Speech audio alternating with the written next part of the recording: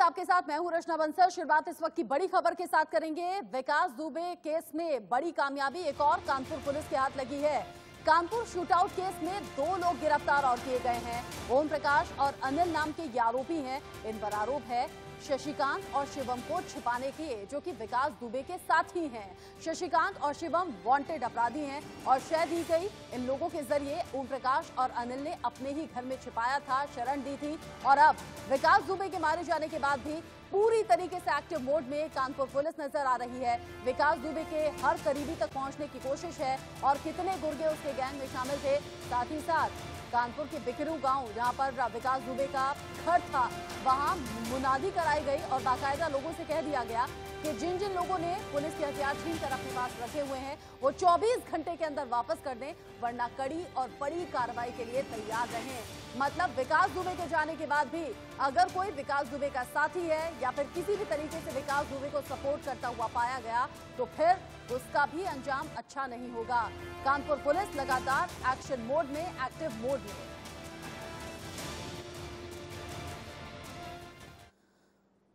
विकास दुबे के एनकाउंटर के बाद उसका अंतिम संस्कार कर दिया गया, लेकिन उसके एनकाउंटर को लेकर कई सवाल खड़े हो रहे हैं। खुद पुलिस कई बार अपनी थ्योरी पर फंसती हुई नजर आई है। कभी गाड़ी की स्टोरी तो कभी मुठभेड़ पर जो कहानी बनाई गई उसको लेकर पुलिस से कई सवाल जवाब हुए हैं। जवाब देना भारी भी पड़ा है। खास पैनल से हम बात करेंगे। कई सवालों का जवाब जानने की कोशिश लगातार इंडिया न्यूज कर रहा है, लेकिन पहले ये एक्सक्लूसिव रिपोर्ट देखिए। हम इस वक्त खड़े हैं 12 जो टोल प्लाजा पर, और ये जो टोल प्लाजा है ये है इटावा चकेरी कानपुर हाईवे, ये जोड़ता है। अगर आपको बता दें कि यहाँ से विकास दुबे आज सुबह गुजरा था और उज्जैन से आ रहा था, एसटीएफ टीम उसको लेकर आ रही थी। इसी टोल प्लाजा से वो क्रॉस किया था और जब मीडिया की गाड़ी उन्हें क्रॉस किया तो उनको रोक लिया गया और उनको आगे जाने नहीं दिया गया। आखिर क्या वजह थी? क्या ये मौत के हाईवे में तब्दील हो चुका था? क्योंकि कुछ घंटों बाद, चंद घंटों के बाद विकास दुबे की एनकाउंटर हो गया था, उसे मौत के घाट उतार दिया गया था। जो रोका गया उसकी वजह से क्या दिक्कतें पेश आई और क्यों मैं बता रहा हूँ आपको, क्योंकि अगर रोका ना गया होता तो शायद उसके लाइव एनकाउंटर हम लोग आपको दिखा पाते। समय देखिए हो रहा है 2:12 और किलोमीटर 0 दिखा रहे हैं। वो इसलिए दिखा रहे हैं कि कितना लंबा सफर है, जहाँ जो क्राइम सीन है, जहाँ उसे मौत के घाट उतारा गया और कितना वक्त लगता है। तो हम अब चलेंगे इस पर और आपको हम बताएंगे पूरा रास्ता कैसा है और क्यों ये जगह चुनी गई एनकाउंटर के लिए। आज ही का दिन था जब इसी टोल प्लाजा से निकली थी 3 फर्राटेदार गाड़ियाँ। एक थी TUV 300 जो सबसे आखिर में थी, उससे पहले थी स्टॉर्म और उससे पहले थी एक स्कॉर्पियो, और इन 3 गाड़ियों के बीच में जो गाड़ी चल रही थी वो उसमें था विकास दुबे मौजूद। यानी कि जो TUV थी वो पीछे थी। और अब हम इस हाईवे पर चल पड़े हैं और आप देख सकते हैं कि हमने अपना कुछ सफ़र तय कर लिया है, तकरीबन 1.4 किलोमीटर का। 2:15 हो गया है। यानी कि अब आप देखिए नज़ारा हम दिखाते हैं आपको अगल बगल का, तो आपको उससे अंदाज़ा हो जाएगा।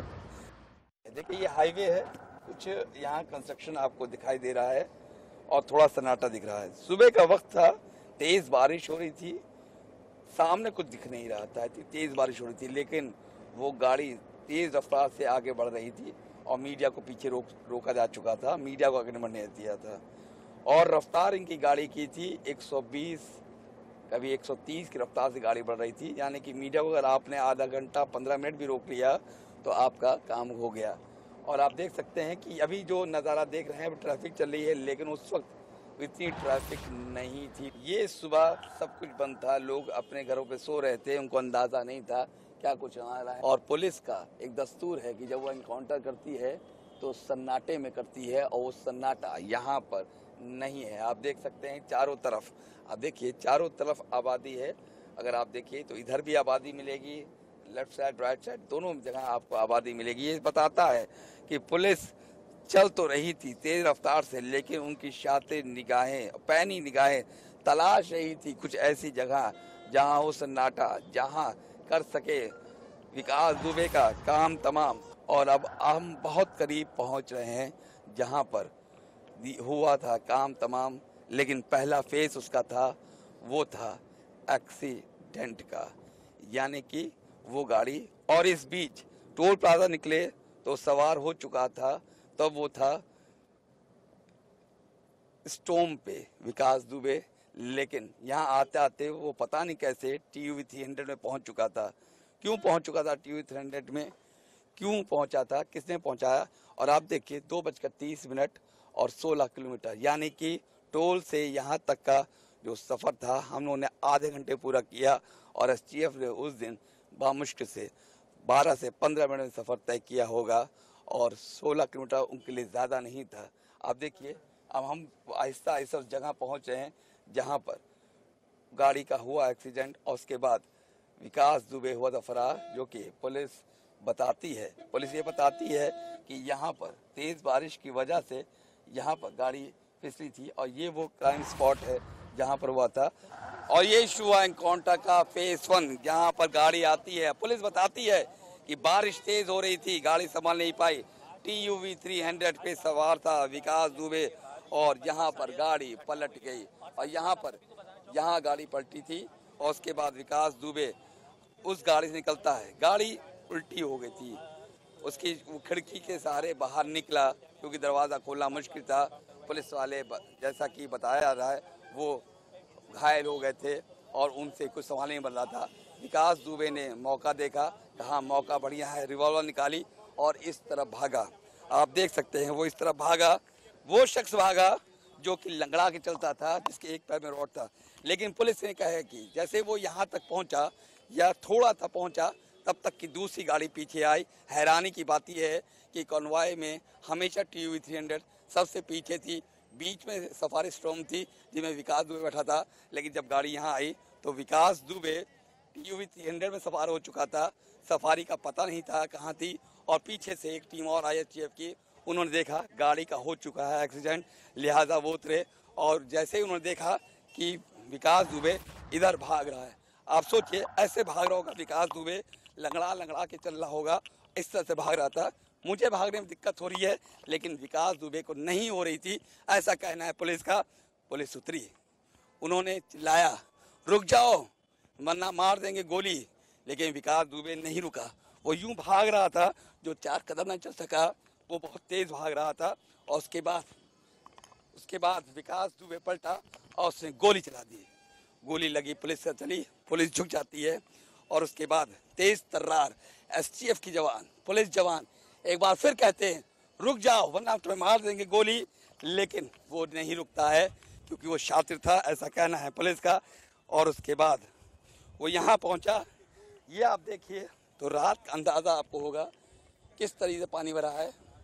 ये अगर अभी का आलम है तो सोचिए सुबह का क्या आलम होगा, जब तेज रफ्तार से बारिश हो रही थी, मूसलाधार बारिश हो रही थी, और ये पूरी सड़क सन्नाटा था। फिर विकास दुबे भागता है, इधर भागता है, और पुलिस पीछे भागती है, एक बार और कहती है, लेकिन वो नहीं सुनता। उसको लगता है थोड़ी दूर और अंधेरे का फायदा मिल जाएगा और वो निकल जाएगा। अब आप यहाँ का नज़ारा देखिए, पहले देखिए यहाँ पर सन्नाटा, झाड़ झंकार, इसमें कोई आदमी घुस जाए तो उसको आप ढूंढेंगे कैसे? वो हाईवे जो ब्लॉक हो चुका, वहाँ से कोई गाड़ी नहीं आ रही है, और अगर कोई गाड़ी गुजर रही है तो उनको मालूम नहीं कि यहाँ क्या हो रहा है। और फिर वो जगह पहुँचता है जो कि मौत का आखिरी पड़ाव था विकास दुबे का, ये जगह। आइए वो चलते हैं और बताते हैं। ये वो जगह थी जो आखिरी कदम यहाँ तक विकास दुबे का आ पाए, और यहाँ पर विकास दुबे को ढेर कर दिया गया। अब सोचिए जब पुलिस बदमाश को गोली मारती है, जो भाग रहा होता है, तो उसके पैर पे गोली मारती है। विकास दुबे लंगड़ा था, स्टील की रॉड पड़ी थी, तो तेज रफ्तार से नहीं भाग सकता था।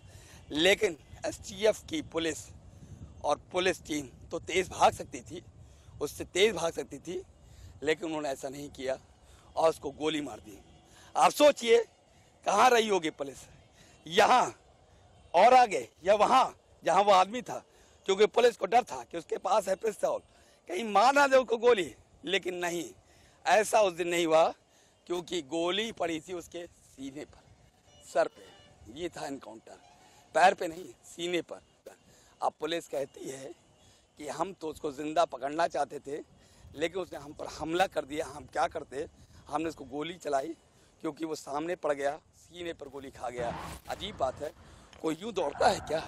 नहीं, यूं दौड़ता है हर आदमी, यूं दौड़ता है। क्या मामला था, क्या वजहात हो सकती है? वजह साफ थी, उसके पास थे बहुत सारे राज, उन सफ़ेद पोशों के, उन लोगों के जो उसके थे आका।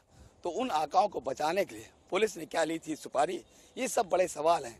जब तहकीकात होगा, जब इन्वेस्टिगेशन होगा, तब सामने खुलेगा और मालूम चलेगा कि आखिर इस खूनी हाईवे का के मुसाफिर का अंत यहाँ क्यों हुआ और जो रक्षक थे वो भक्षक क्यों बन गए। आखिर क्या वजह थी? आज तो उसे कोर्ट में पहुंचना था, लेकिन वो पहुंच गया सबसे बड़ी अदालत, भगवान की अदालत में। ऐसा क्यों हुआ?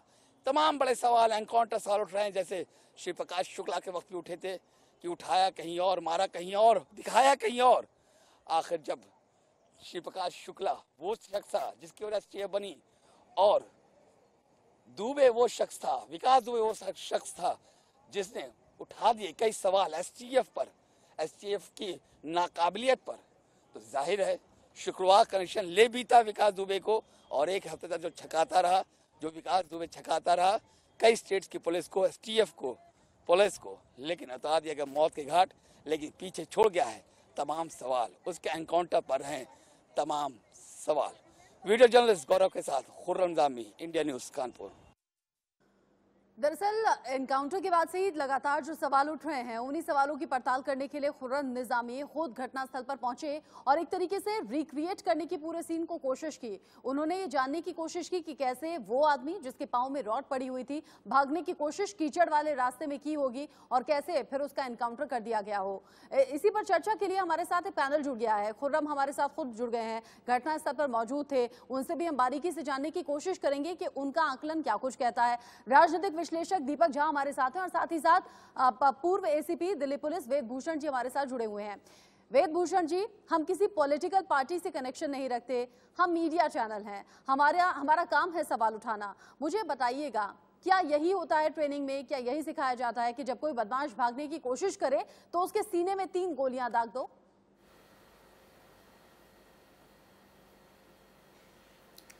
रचना, देखिए, अभी इन्वेस्टिगेशन को हार्डली 24-25 घंटे स्टार्ट हुए हैं। जो सीआरपीसी, जो इस देश का कानून है, वो पुलिस को 90 दिन चार्जशीट फाइल करने के लिए देता है, इन्वेस्टिगेशन करने के लिए देता है। इन्वेस्टिगेशन कैश के ऊपर नहीं चलाई जाती तो लंगड़ा था, नहीं भाग पाया, ये होता तो वो होता, ये होता तो वो होता।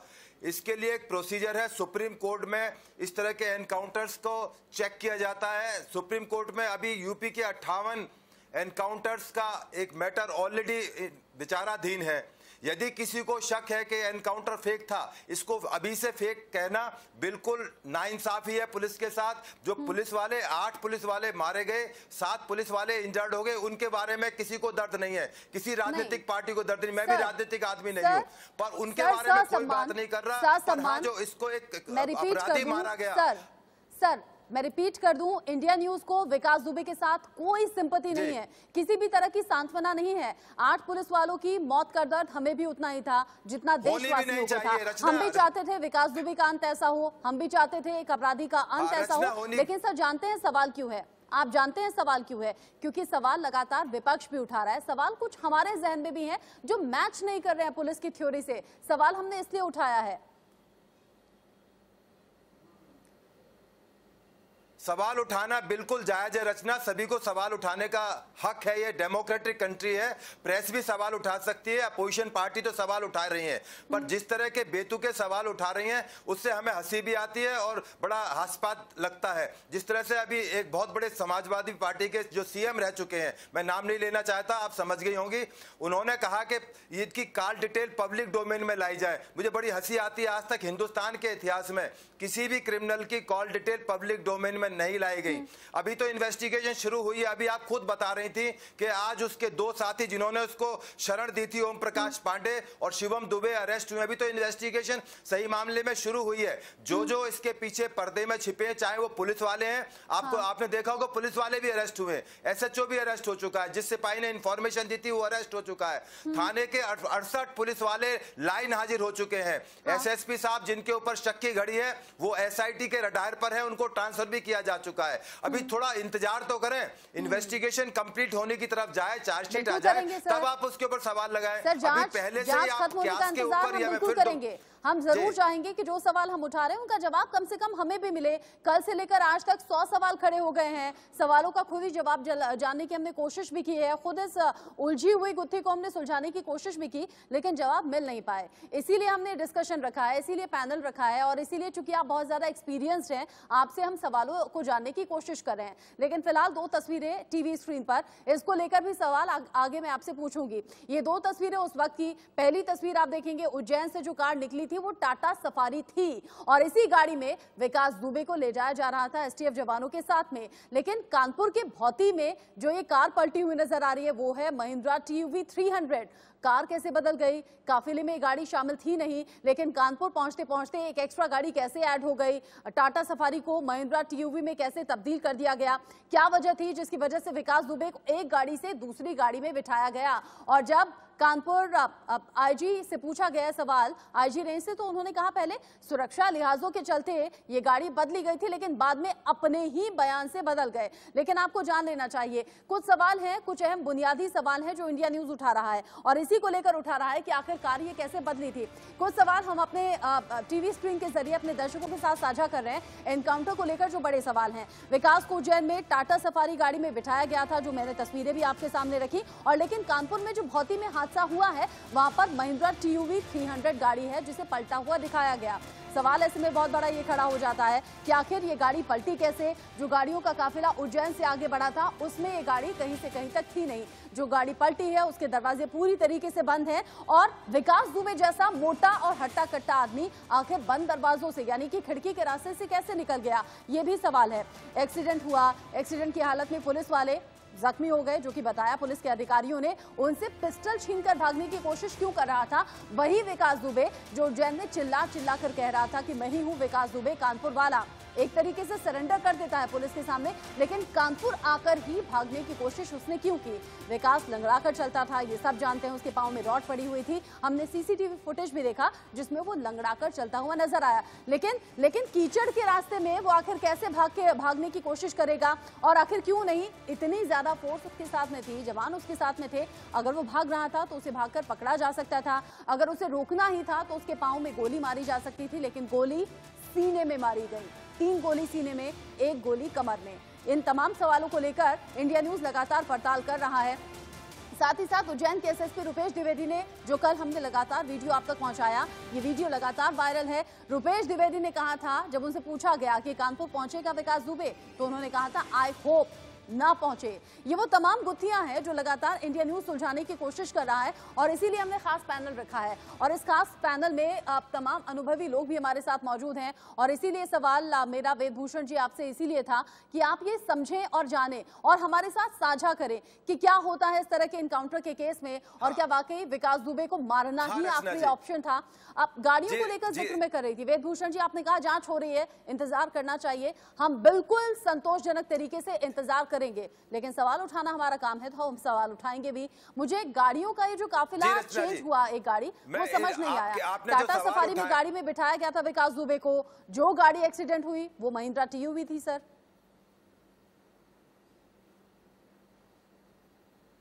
जी रचना जी, मैं जो आपने सवाल उठाए, मैं आपका सबकी बातों का जवाब देता हूं। पहले तो आपके माध्यम से, मैं चैनल के माध्यम से बताना चाहता हूं, जितने भी एनकाउंटर हुए तो उसके अंदर FIR दर्ज की जाती है, प्रॉपर एक इन्वेस्टिगेशन की जाती है। नंबर 2, उसकी नेशनल ह्यूमन राइट्स कमीशन भी जांच करता है। आज नेशनल ह्यूमन राइट्स कमीशन की इंक्वायरी वहां पर करने के लिए वहां के ऑफिसर जा रहे हैं। कृपा करके इंतजार कीजिए, इतनी बड़ी संस्था है। आप सवाल उठाने वाले तो आर्मी के ऊपर सवाल उठाते हैं, सुप्रीम कोर्ट के जजमेंट के ऊपर सवाल उठाते हैं। सवाल उठाने के लिए कोई मनाही नहीं है, पर जहां तक गाड़ी चेंज करने का सवाल है, जहां तक इन तरह की चीजों की बात है। पुलिस को बिल्कुल अधिकार है अपनी सेफ्टी करे, अपने मुलजिम को सही गंतव्य तक पहुंचाए। हाँ। और किसने क्या कहा आप उस बात पे ना जाके थोड़ा सा इंतजार करें, इन्वेस्टिगेशन चल रही है। मैं आपको बताता हूं, दिल्ली का, आप दिल्ली की रहने वाली हैं, आपका चैनल भी दिल्ली का है। 1967 से 1976 तक यहाँ पर सुंदर एक डाकू नाम के आदमी थे। उन्होंने इस दिल्ली एनसीआर में आतंक मचा रखा था। उन्होंने भी वजीराबाद पुलिस के ऊपर एक पुलिस वाले को गोली से भून दिया था। तब उनके और संजय गांधी, उस टाइम जो इंदिरा गांधी के बेटे थे, उन्होंने चैलेंज करा था संजय गांधी को कि मैं संजय गांधी को मारूंगा। तब उसके पीछे तमाम पुलिस तंत्र पड़ा और उसमें पुलिस वाले 13 पुलिस अधिकारियों की टीम बनाई गई और उसको यमुना के पास में एक एनकाउंटर में मार गिराया गया। उस पर सवाल लगाए गए, उसमें पुलिस वालों के खिलाफ मुकदमा दर्ज हुआ।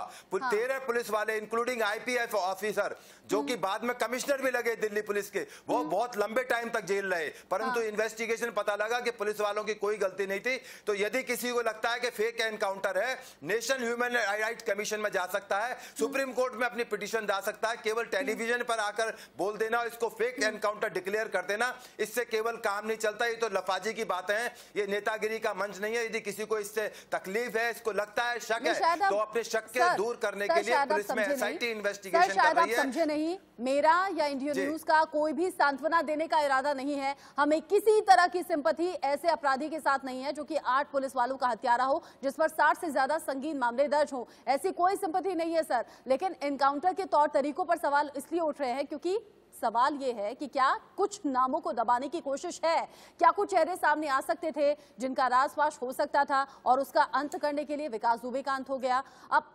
अखिलेश यादव का जिक्र भी आपने किया था। अखिलेश यादव ने कुछ राज सामने आने की बात कही थी और इसीलिए कहा था सरकार ना पलट जाए, इसीलिए गाड़ी पलट दी गई। आप हमारे साथ जुड़े, आपने जरूरी इनपुट्स भी दिए हैं सर। आपने कहा है जांच का इंतजार करें, हम कर रहे हैं। अतुल सक्सेना इस बीच हमारे साथ जुड़ गए हैं, समाजवादी पार्टी के नेता, और साथ ही साथ Vishnu Sharma, secretary bar council Delhi, ये भी हमारे साथ जुड़ गए हैं। चर्चा लगातार जारी रहेगी। एक छोटे से ब्रेक के लिए यहाँ पर रुक रहे हैं, लेकिन सवाल, गैंगस्टर विकास दुबे मारा गया, लेकिन उसके करीबियों तक पहुंचने की कोशिश लगातार पुलिस कर रही है। पुलिस की कार्रवाई लगातार जारी है, लेकिन कुछ सवाल हम भी उठा रहे हैं जो कि हमारी नैतिक जिम्मेदारी है।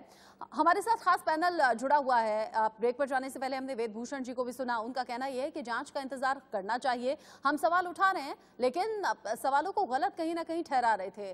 दीपक झा, आप क्या कहते हैं? बात यह है कि सुप्रीम कोर्ट ने एक बयान में अपने कहा था 18 अक्टूबर 2019 में कि उत्तर प्रदेश में जंगल राज है। तो जंगल राज का मतलब है नहीं कि पुलिस वाले मचाए या गुंडा मचाए, दोनों मिलकर मचाए।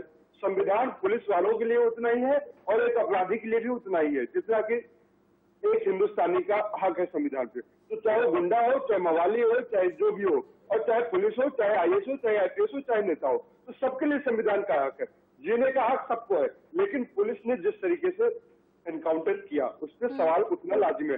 विकास दुबे के लिए किसी को हमदर्दी नहीं है, एक अपराधी मारा गया।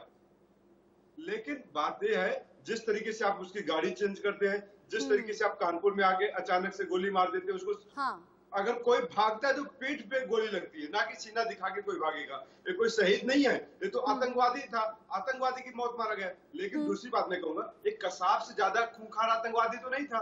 कसाब को आपने 7 साल ट्रायल में रखा और उसके बाद सुप्रीम कोर्ट ने फांसी देती है, उसके बाद में उसको पिटीशन दायर करने के लिए। तो यहाँ पे क्या इसका इतना हक नहीं बनता था? और दूसरी बात मैं बोलूंगा, जो यहाँ पे पुलिस के प्रवक्ता बैठे हुए हैं, देखिए, जब तक आम आदमी मारा जा रहा था तब तक किसी को लेना देना नहीं था कि विकास दुबे क्या कर रहा। जब तक लूटपाट करके उन पुलिस वालों को थाने में महीने के पैसा पहुंचा रहा था, तब तक किसी को लेना देना नहीं था। जब पुलिस वाले शहीद होते हैं तब इनकी नीयत जागती है, तब इनको लगता है कि नहीं, हाँ। बहुत बड़ा अपराध हो और गया। अगर इतना बड़ा आतंकी था, अगर इतना बड़ा गैंगस्टर था, अगर ऐसे गांव भर में उसका आतंक छाया हुआ था, तो कार्रवाई पहले भी हो जाती। पुलिस वालों की दुखती रग तब दुखी जब 8 पुलिस वालों की हत्या करके वो फरार हो गया।